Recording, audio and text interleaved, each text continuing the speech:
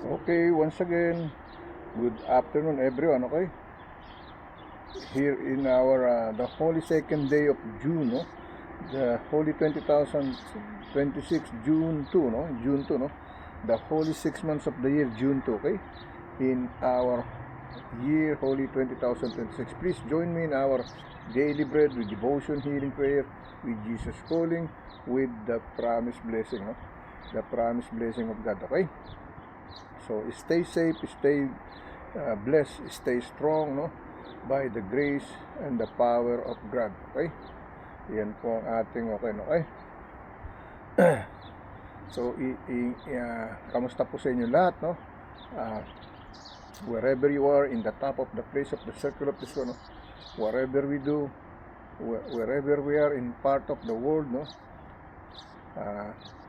You're sleeping, whatever you do, Lord, to the Lord, no, to our life, no, we are here because of the Lord, no, because of the will of God. We are not here because for ourselves only, okay? Without will of God, we are not here anymore, okay? The word is done, it's finished, okay? But please join me in our daily bread with devotion, healing prayer, with Jesus calling, with the promised blessing, okay? My general compassionate service dedicated to the Lord Jesus Christ and at the same time dedicated to all of you, okay? Wherever you are, whoever you are, okay? So tayo po magsama-sama, magsalo-salo, kumain ng mga salita ng Diyos, okay? The gospel word of God, no? To feed our body and soul, no? In our everyday life of living, okay? So tayo po manalangin, no? Manalangin. Lord God, once again, here I am again, Lord God, no? To call your name, to praise for your name, to pray for your name, Lord God, no? That you're gonna guide us, protect us, make us safe, healthy, strong with all our loved ones, family, health, relatives, and friends, Lord. Lord, may you always guide us, no? Save us, call us, no? To be with you, to accept the second baptism, to be born again by your Holy Spirit, by the water, by your word of God, not in the flesh, not in the blood, but by your second baptism, to be born again as your truly child, as a truly children of God, to live like you, walk with you, take our cross and follow you, Lord God. In your holy mighty name, Jesus, and Lord, comfort all in the victim of wars, in the middle of war, Lord God, all over in the world, worldwide, universal, Lord God. Lord, healing prayer, no? Healing prayer, mostly from my eyes, from my inside of my body, my inner, your temple, your church, your storehouse of your gracious, precious, glorious word of God. In your holy mighty name, Jesus, amen.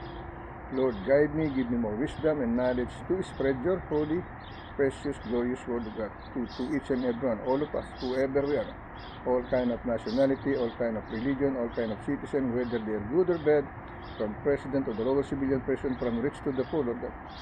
May your word be intact in our mind, in our heart, with our Holy Ghost, with your Holy Spirit, as a guide, as a protection, as a shield, Lord God, in your godliness way, no? In the Christianity life, in your holy mighty name, Jesus, amen and amen. Okay?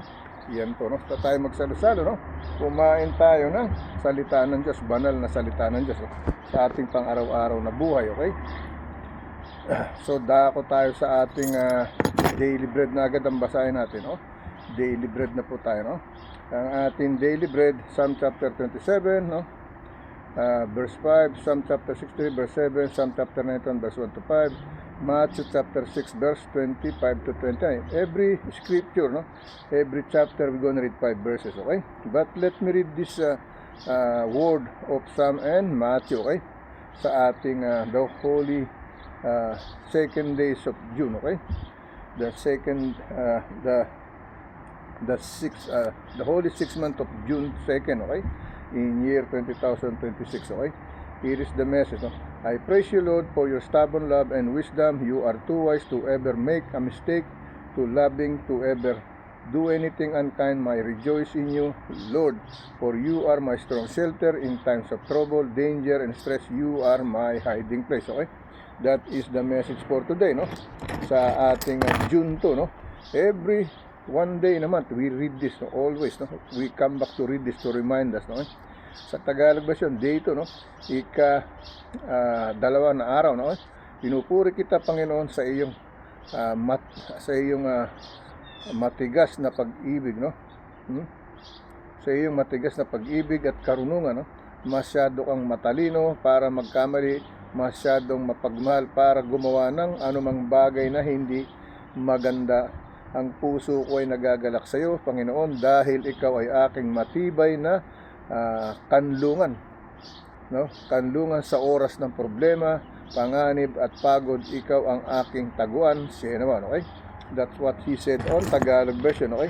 Now, let's go to start to read in our Psalm chapter 27, no?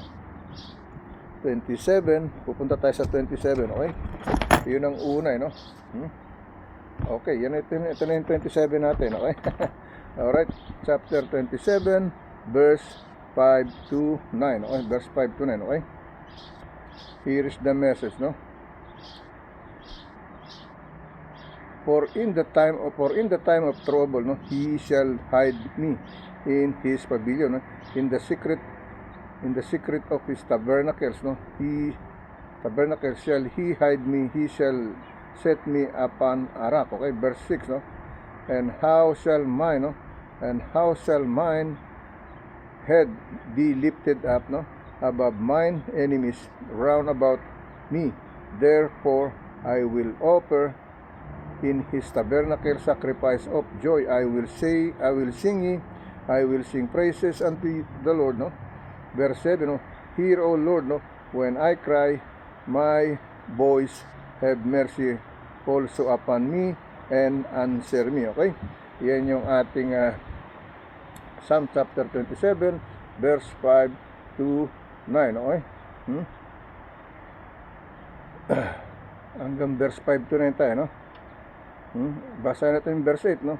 When thou saddest, no, seek ye or you my face, my heart said unto thee, thy face, Lord, I will seek, no? Verse 9, hide not thy face, no, for from me, no? Put not thy servant away in anger, no? Thou hast been my help, leave me not, neither forsake, no, me, no, O God of my salvation. Okay, yan ang sinasabi, right? So, punta tayo sa Tagalog version, okay? Tagalog version. Struggle na mata natin, no? Okay, whatever is, we still gonna read, no? Dito tayo sa Tagalog version, no? Mga awit to kanta payan at 27 versikulo 5 hanggang 9, okay? Sapagkat sa katuwiran ng kabagabaga, no? O sapagkat sa kaarawan ng kabagabagan, no? Kabagabagan ay iingatan niya ako na lihim sa kaniyang kulandong, sa kublihan ng kaniyang tabernakulo, at ikukubli niya ako, kaniyang itataas ako sa ibabaw ng isang malaking bato. Okay? Versikulo 6, no? At ngayoy matataas ang aking ulo sa aking mga kaaway, no, sa palibot ko, at ako'y maghahandog sa kaniyang tabernakulo ng mga hain ng kagalakan. Ako'y aawit ang mga papuri sa Panginoon. Okay? Versikulo 7, no? Dinggin mo, O Panginoon, pagka ako'y sumisigaw ng aking mga unawa, ang aking tinig, maawa ka sa akin, no? Dinggin mo, Panginoon, pagka ako'y sumisigaw ng aking tinig, maawa ka rin sa akin at sagutin mo ako. Okay? Versikulo 8, no? Na iyong sabihin, hanapin ninyo ang aking muka at ang aking puso, at nagsabi sa iyo, ang iyong muka, Panginoon, ay hahanapin ko. Okay? Versikulo 9, okay? Huwag mong ikubli ang iyong muka sa akin, huwag mong ihiwalay ang iyong lingkod nang dahil sa galit ikaw ay naging aking saklolo, no?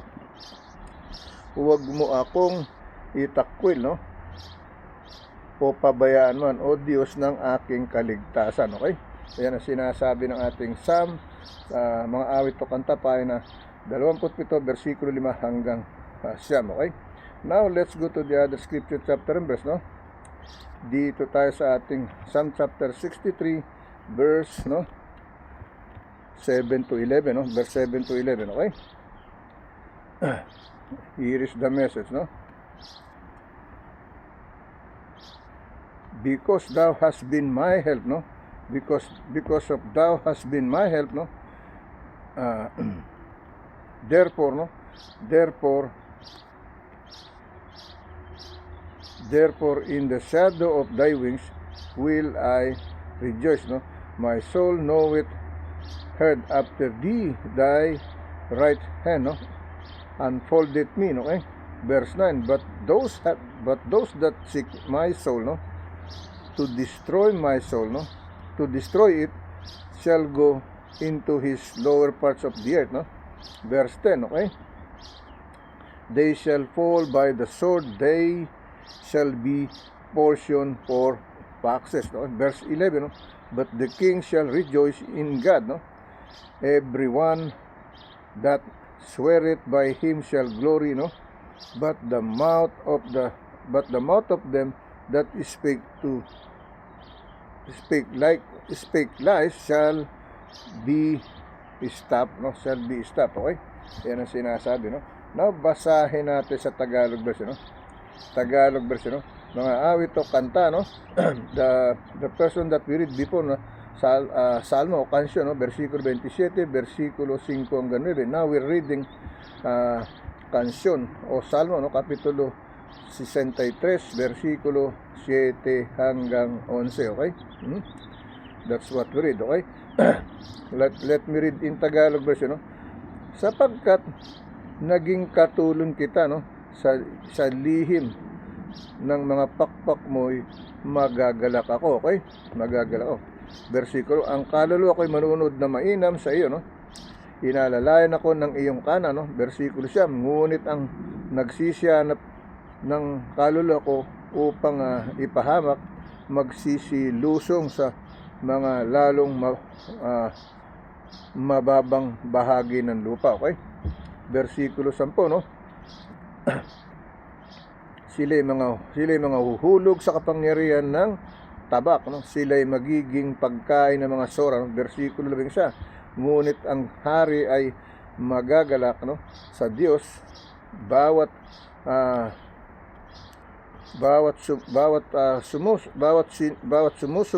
sumusumpa sa pangalan, bawat sumusumpa sa pamagitan niya ay iluluwalhati, sapagkat ang bibig nila ay nagsasalita ng mga kasinungalingan ay patitigilin, okay? Whoever speak lies, they gonna stop it, okay? That's the way it is, no? Now, let's go to the other scripture chapter verse, no? Sa ating Psalm chapter 91, verse 1 to 5, okay? Psalm chapter 91, verse 1 to 5, okay? Here is the message, no? He that dwelleth in his, no? He that dwelleth in his secret place, no? He that dwelleth in the secret place of the Most High, no? Shall abide under the shadow of the Almighty, okay? Verse 2, I will say of the Lord, He is my refuge, my fortress, my God, in Him will I trust, no? Verse 3, surely He shall deliver thee from the snare of the fowler and from the noisome pestilence. Verse 4, no? He shall cover thee with his feathers, and under his wings, no? Shall thou trust his truth, no? And shall be thy shield and the buckler, okay? Verse 5, no? Thou shalt not be afraid for terror by night, nor for the arrow hath faileth by day, no? Nor for the arrow, no? That flieth by day, okay? Na sinasabi, no? So, basahin natin sa Tagalog version, no? Tagalog version, mga awit o kanta, pahina 71, versikulo 1 hanggang 5, okay? Ito sa Tagalog, no? ang katatagan na nagtitiwala sa Panginoon, no? Ang katatagan na nagtitiwala. if you trust in God, you will feel the strength how you on your faith, on your belief. Okay, alright, yan po yan. So dito tayo sa mga awit o kanta sa Tagalog. Mga awit o kanta, pahina 71 versikulo 1 hanggang 5. Siyang tumataan sa lihim ng dako ng katastasan ay mananatili sa lihim ng makapangyarihan sa lahat. Versikulo 2, aking sasabihin tungkol sa Panginoon, siya'y aking kanlungan at aking katibayan, ang Diyos ko na siyang aking tinitiwalaan. Okay? Versikulo 3, sapagkat kaniyang ililigtas ka sa silo ng paninilo at sa mga mapamuksang salot. Okay? Versikulo 4, kaniyang tatakpan ka ng kaniyang mga bagwis, at sa ilalim ng kaniyang mga pakpak ay mga ngalong ka, at kaniyang katotohanan ay kalasag at baluti.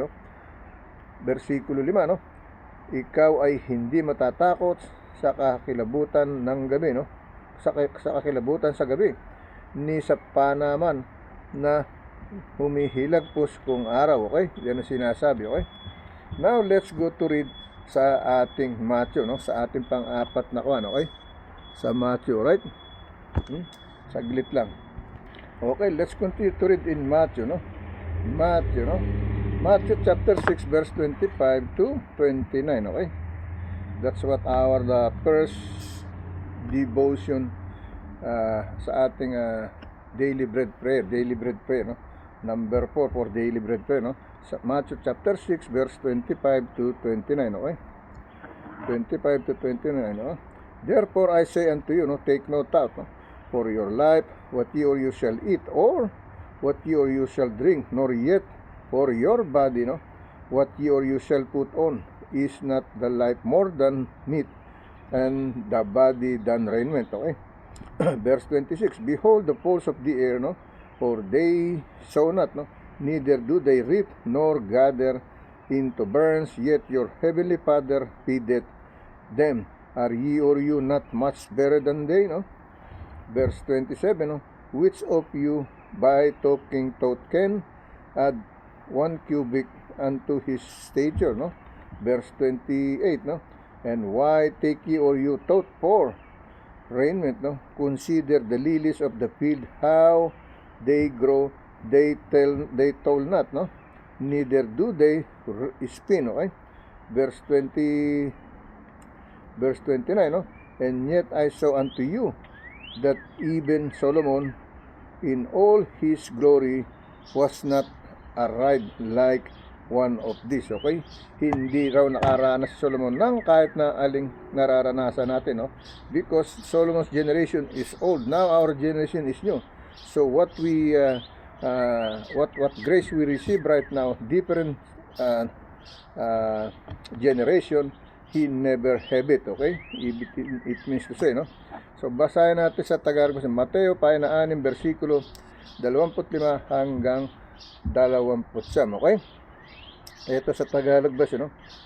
Kaya nga sinasabi ko sa iyo, huwag kang mga balisa sa iyong pamumuhay, kung ano baga ang inyong kakanin o kung ano ang inyong iinumin, kahit ang sa inyong katawan, kung ano ang inyong daramitin. Hindi baga mahigit ang buhay kaysa pagkain at ang katawan kaysa pananamit. Versikulo 26, masdan ninyo ang mga ibon sa langit, na hindi sila naghahasik, ni nagsisigapas, ni nagtitipon man sa mga bangan, at sila'y pinakakain ng inyong Ama sa kalangitan. Hindi baga lalong higit ang halaga ninyo kaysa kanila. Versikulo 27, at alin sa inyo ang sa pagkabalisa ay makapagdaragdag ng isang siko ng sukat sa kaniyang buhay. Versikulo 28, at tungkol sa pananamit, bakit kayo nangababalisa? Wariin ninyo ang mga liryo sa parang, no? Kung paanong nagsisilaki, hindi na nagpapagal, ni nagsusulid man, okay? Versikulo 20, no? Gayon may sinasabi ko sa inyo, no, na kahit na si Solomon man sa buong kaluwalhatian, sa kaluwalhatian niya ay hindi nakapaggayak ng gaya ng isa sa mga ito, okay? He never had it what we have, no, on the Solomon's generation, no. All right. If we have jewelry, if we have nice clothes today, she doesn't have it, no, on his generation, Solomon, no, Father Solomon. Okay. Now let me read this in Spanish. Okay. Okay. Let me continue to read in Spanish. Okay. Sa ating Mateo Kapitulo 6, versikulo 25 hanggang 29. Okay. Here is, por tanto os digo, no es apinees por vuestra vida que habíais de comer o que habíais de beber, de por vuestro cuerpo que habíais de vestir. No es la vida más que el alimento y el cuerpo, no, más que el vestido, ¿no? Versículo 20, mirad las aves del cielo, ¿no? Del cielo, que no siembran ni sigan, ¿no? Ni sigan ni recogen en graneros, y vuestros Padres Celestial las alimenta. No balaes vosotros mucho más que, ¿no, ellas, ¿no? Versículo 27, ¿no? Y quen de vosotros podrá por mucho que se apane añadir eso es estatura un codo, ¿no? Versículo 28, ¿no? Y por el vestido, por que os apanáis, considerad los lirios del campo, ¿no, como crecen, no trabajan ni hilan, okay? Yan ang sinasabi ng ating Mateo Kapitulo 6, versikulo 25 hanggang 29, no?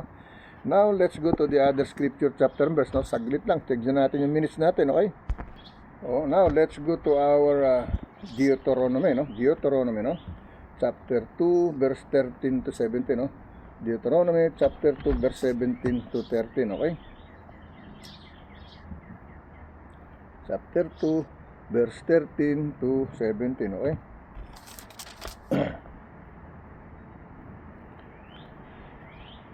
Here is the message, no? Now rise up, no, and said, I get you over, no? I get you over the book of the brook, no? The brook Sered, and we went over the brook Sered, okay? Verse 14, no? Verse 14, and the space in which we came, no, from Kadesh Barnea, no, until we were come over the saan na tayo, no? Ang sabi sa verse 14, no? Ang sabi sa verse 14, okay?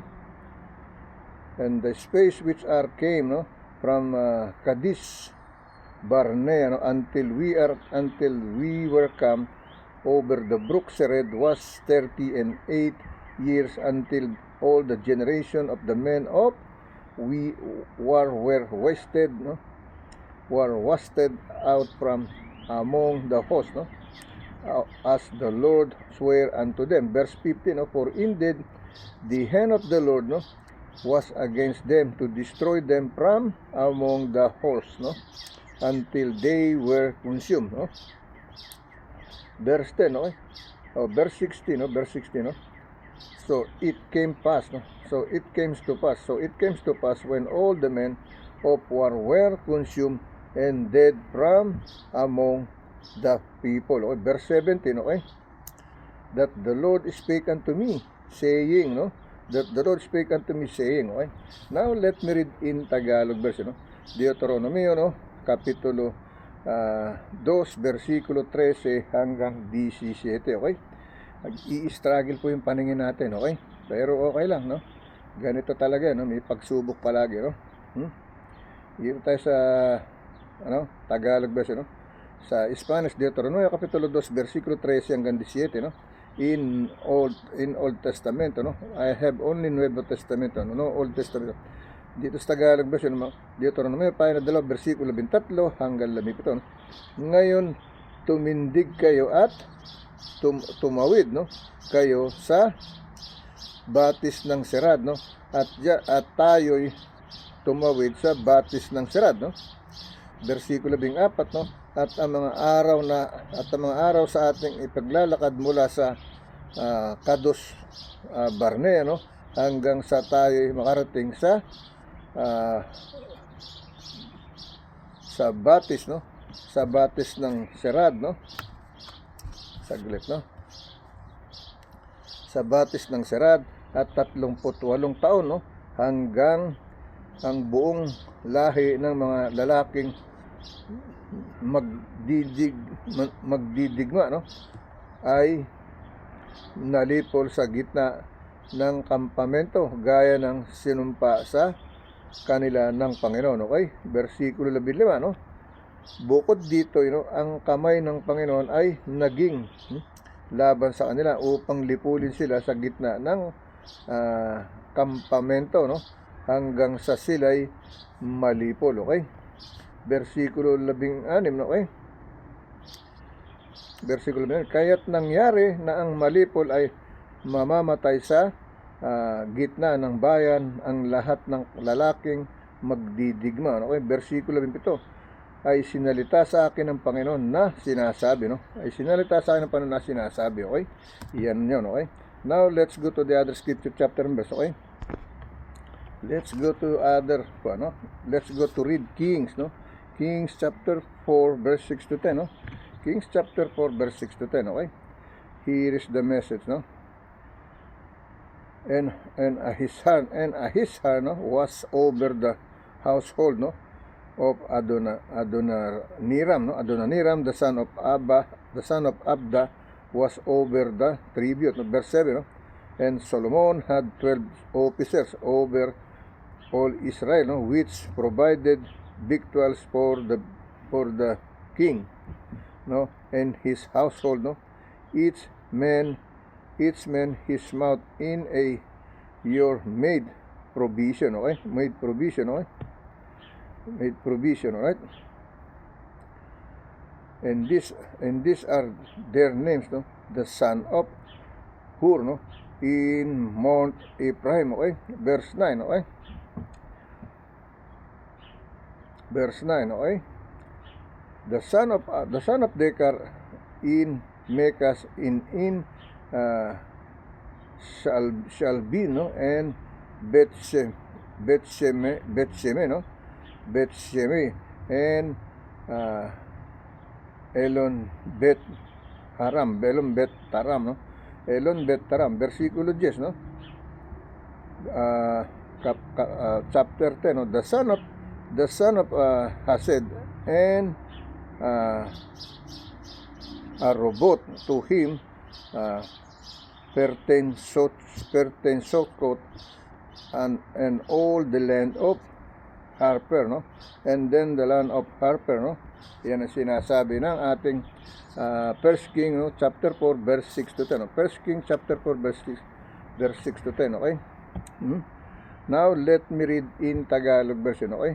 Mga Hari, Pahina 4, versikulo 6 hanggang 10, okay?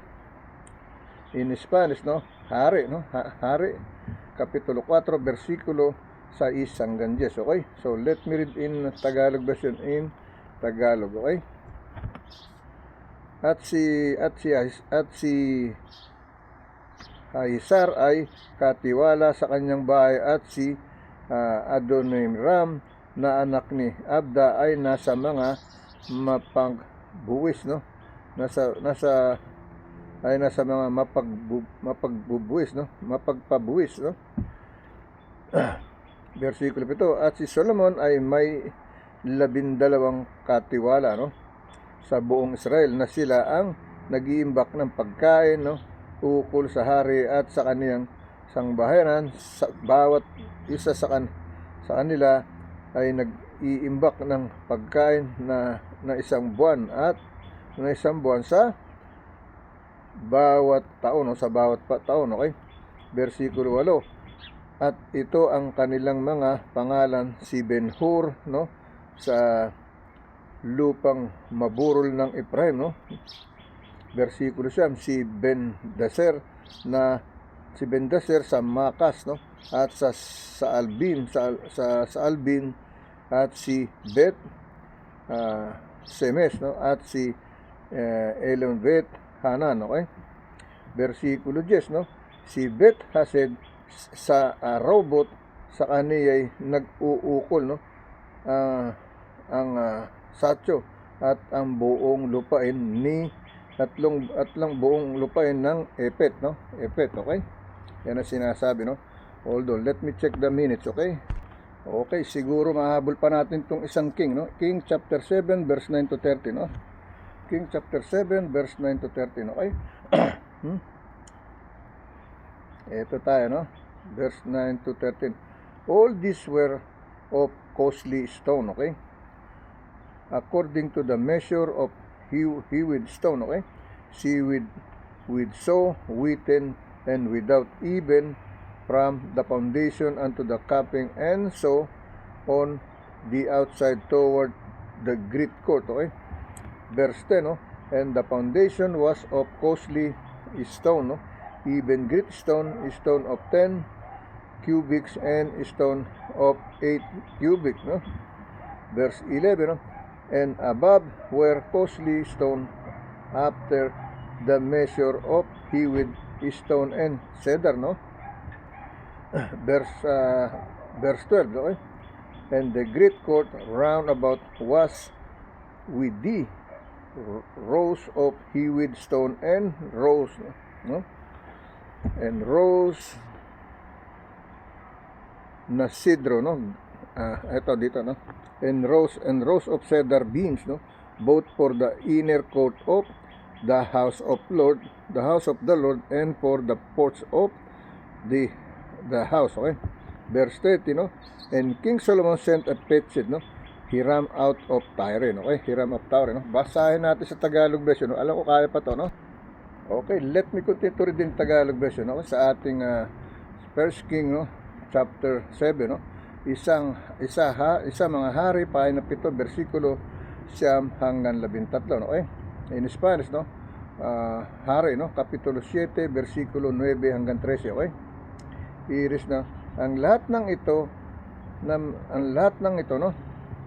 Ang lahat ng ito ay mahalagang bato sa makatuwid bagay, mga batong tabas ayon sa sukat, no? Na nilagari ng mga lagari sa labas at loob, mula sa gayon sa labas hanggang sa malaking looban. Versikulo 10, at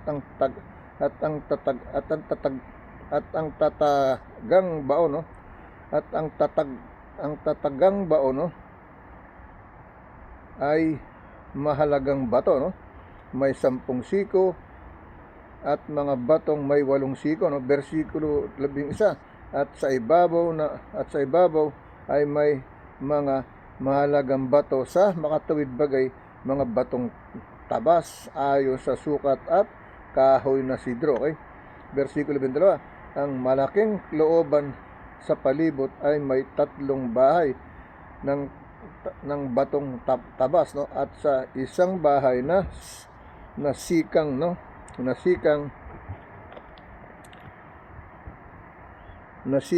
sidro, gaya ng pinagkalob sa looban ng bahay ng Panginoon at ng